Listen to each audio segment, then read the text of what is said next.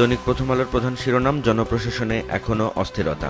এই খবরে বলা হচ্ছে, সরকারের 4.5 মাস পেরিয়ে গেলেও পদোন্নতি, পদায়ন সহ নিজেদের স্বার্থ সংশ্লিষ্ট বিষয়ে জনপ্রশাসনে বেশি ব্যস্ততা দেখা যাচ্ছে।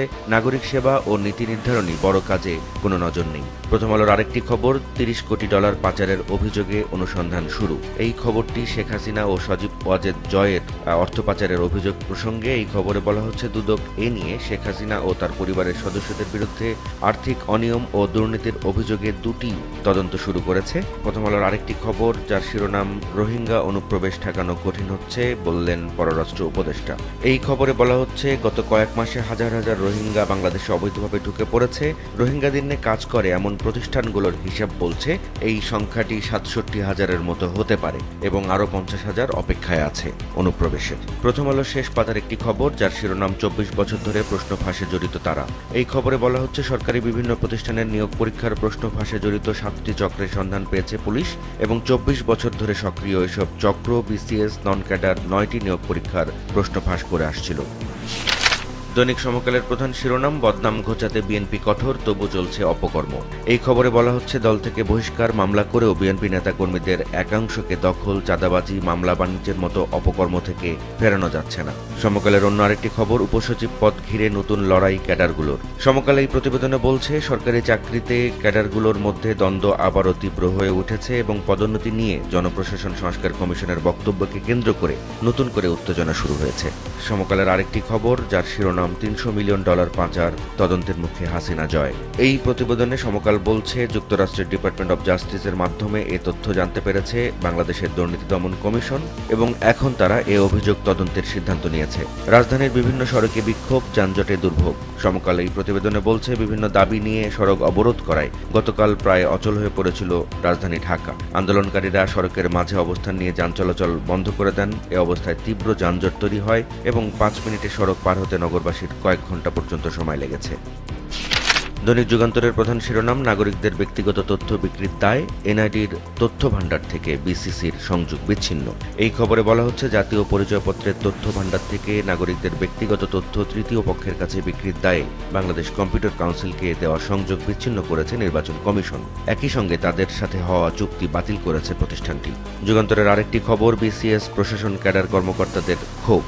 এই প্রতিবেদনে বলা হচ্ছে, জনপ্রশাসন সংস্কার কমিশনের খসড়া প্রস্তাবে ফুঁসে উঠেছেন বাংলাদেশ সিভিল সার্ভিস প্রশাসন ক্যাডারের কর্মকর্তারা এবং তারা দাবি তুলছেন, প্রশাসন ক্যাডারে কোনো পদে অন্য কোনো ক্যাডার থেকে নিয়োগ দেওয়া যাবে না, বরং উপসচিব বা তদুর্থ পদগুলোতে 100% প্রশাসন ক্যাডারের জন্য নির্ধারিত করতে হবে। যুগান্তরের অন্য আরেকটি শিরোনাম, পঞ্চগড়ে বিএনপি গতকাল একটি সমাবেশ করেছে, যেখানে দলটির মহাসচিব মির্জা ফখরুল ইসলাম আলমগীর বক্তব্য রেখেছেন। সেটিকে ধরে যুগান্তর আরেকটি সংবাদ ছাপিয়েছে, যার শিরোনাম, পালিয়ে গিয়ে হাসিনা ভারত থেকে ষড়যন্ত্র করছেন।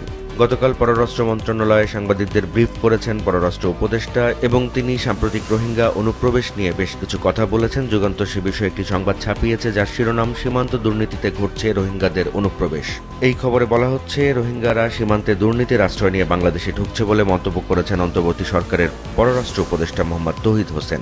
তিনি জানিয়েছেন, আরাকান আর্মির সঙ্গে দর কষাকষি করা যাচ্ছে না, আটকানো কঠিন হচ্ছে এবং 2 মাসে প্রায় 60,000 রোহিঙ্গা বাংলাদেশে ঢুকেছে। দৈনিক কালবেলার প্রধান শিরোনাম, বিএনপি ও মিত্রদের টার্গেট 25। এটি জাতীয় নির্বাচন বিষয়ে একটি প্রতিবেদন। কালবেলা এই প্রতিবেদনে বলছে, সার্বিক পরিস্থিতিতে 2025 সালে নির্বাচন আদায় করতে সরকারের উপর চাপ অব্যাহত রাখার সিদ্ধান্ত নিয়েছে বিএনপি। নির্বাচন সংক্রান্ত আরও একটি খবর করেছে কালবেলা, যার শিরোনাম, দ্রুত নির্বাচন চায় জামায়াত। রোহিঙ্গা অনুপ্রবেশ বিষয়ে কালবেলার সংবাদের শিরোনাম, সীমান্তে দুর্নীতির কারণে রোহিঙ্গা অনুপ্রবেশ। এই খবরে বলা হচ্ছে, দুর্নীতির কারণে রোহিঙ্গা অনুপ্রবেশ ঘটছে বলে উল্লেখ করেছেন পররাষ্ট্র উপদেষ্টা মোহাম্মদ তৌহিদ হোসেন। তিনি বলেছেন, বাংলাদেশ মিয়ানমারের স্থল ও জলসীমা সহ সীমান্তের নানা রুট দিয়ে রোহিঙ্গা অনুপ্রবেশ আটকানো খুব কঠিন হচ্ছে। ক্যাডার কর্মকর্তাদের মুখোমুখি অবস্থানে উত্তেজনা সচিবালয়ে। এই শিরোনামে কালবেলা যে সংবাদটি ছাপিয়েছে তাতে বলা হচ্ছে, জনপ্রশাসন সংস্কার কমিশনের সুপারিশের বিরুদ্ধে মুখোমুখি অবস্থান নিয়েছে প্রশাসন ও অন্য ক্যাডার কর্মকর্তারা। যানজটে যন্ত্রণা বাড়ছে আন্দোলনের শহরে। এই শিরোনামে কালবেলা একটি প্রতিবেদন ছাপিয়েছে প্রথম পাতার নিচের দিকেই। এই খবরে বলা হচ্ছে, যানজটের কারণে নির্দিষ্ট সময়ে গন্তব্যে পৌঁছাতে পারেননি চাকরিজীবী, শিক্ষার্থী সহ বিভিন্ন শ্রেণী পেশার মানুষ। আর এ নাগরিক ভোগান্তি তৈরি হচ্ছে বিভিন্ন জায়গায় হঠাৎ করে আন্দোলনের কারণে। কালবেলার শেষ পাতার একটি খবর, যার শিরোনাম আস্থা সংকটে আমানত কমলেও বেড়েছে ঋণ বিতরণ। এটি ইসলামী ধারার ব্যাংকগুলোকে নিয়ে কালবেলার একটি প্রতিবেদন। এই খবরে বলা হচ্ছে ৩ মাসে এ ধরনের ব্যাংকগুলোতে আমানত কমেছে ৮,৬৪২ কোটি টাকা। তবে বিপরীতে এসব ব্যাংকের ঋণ বিতরণ বেড়েছে। দৈনিক দেশ রূপান্তরের প্রধান শিরোনাম ২ কোটির জীবিকায় টান। এই খবরে বলা হচ্ছে আবাসন খাতে মন্দা পরিস্থিতি তৈরি হয়েছে এবং ক্রেতারা জমানো টাকায় ফ্ল্যাট কেনার পরিকল্পনা করেও বিনিয়োগ করতে সাহস পাচ্ছেন না এবং ব্যাংক ঋণের ক্ষেত্রেও জটিলতার কারণে ফ্ল্যাট কেনার ব্যাপারে সিদ্ধান্ত নিতে পারছেন না। এই পরিস্থিতিতে এই খাতে চলছে মন্দা। দেশ রূপান্তরের আরেকটি খবর, বৈষম্যহীন হচ্ছে পুলিশের পোশাক। এই খবরে বলা হচ্ছে আইজিপি থেকে কনস্টেবল সবার এক রঙের পোশাক হবে, মনোগ্রাম ও ক্যাপে থাকবে না নৌকার ব্যাজ এবং আগামী বছরের মধ্যেই পুলিশ নতুন পোশাক পাচ্ছে, এমনটা বলা হচ্ছে এই প্রতিবেদনে। শাহবাগ কাকরাইল বনানীতে সড়ক অবরোধে দুর্ভোগ। এই শিরোনামে দেশ রূপান্তর এক কলামের একটি প্রতিবেদন ছাপিয়েছে।